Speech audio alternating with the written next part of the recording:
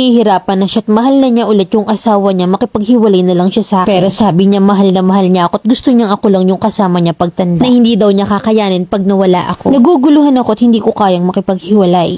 May asawa ko at 3 ang anak ko. Nagkaroon ako ng pagkakasala sa asawa ko dahilan ng paghihiwalay namin. Nagkaroon ako ng karelasyon sa pinapasukan kong trabaho. May asawa at anak na rin siya at parehas kaming kasal. At siya ang unang nag-first move sa aming dalawa. Nung una hindi ko naman siya pinapasin kahit na nagpaparamdam siya sa akin. Lagi niya akong sinasamahan sa pag-aasikaso ko ng mall ID ko. Hanggang sa niligawan niya ako, hanggang sa sinagot ko siya. Alam ko na may asawa at anak siya pero ang kwento niya sa akin ay nagsasama na lang daw sila para sa anak nila. At wala nang nangyayari sa kanila. At nung 2 weeks yung relasyon namin, inalaman ng asawa niya kaya pinuntahan kami ng asawa niya sa trabaho namin. At dun siya nag-iskandalo at sinubunutan niya ako. Inawat naman kami ni James at sa akin siya nakayakap. Hanggang sa natanggal siya sa pinapasukan namin at ako naman ay nilipat ng ibang area. Makalipas ang isang araw ay pinuntahan niya ako kung saan ako nilipat ng area. Sorry sa akin si James dahil sa nagawa ng asawa niya at gusto niyang ipagpatuloy namin ang relasyon namin. Hanggang sa nalaman din ng asawa ko ang lahat ng nangyari. Fast forward ay nagpatuloy yung relasyon namin at naging maayos ang pakikitungo niya sa akin.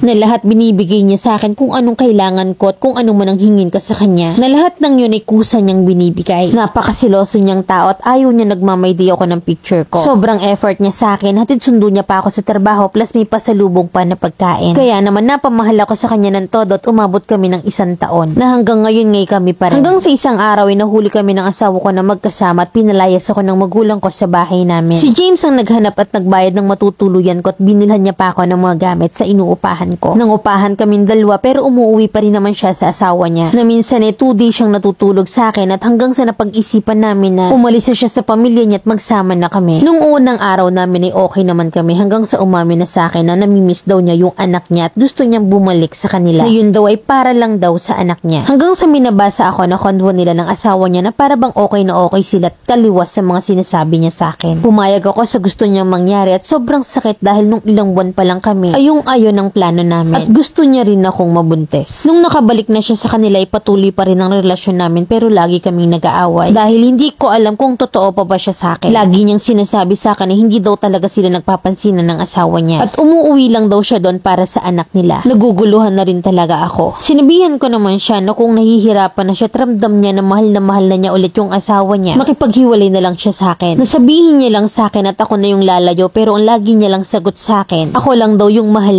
niya at ako lang daw yung gusto niyang makasama pagtanda. Na hindi daw niya kakayanin pag nawala ako. Hindi ko alam kung maniniwala pa ba ako sa mga sinasabi niya sa akin. Nagkikita pa naman kami pero once a week na lang, hindi na tulad ng dati na araw-araw. Dahil lang gusto niya imabura ako sa isip ng asawa niya. Naguguluhan ako at hindi ko kayang makipaghiwalay sa kanya dahil sobrang mahal ko siya. Kaya hinihintay ko siyang makipaghiwalay sa akin. Letter sender, Jelay.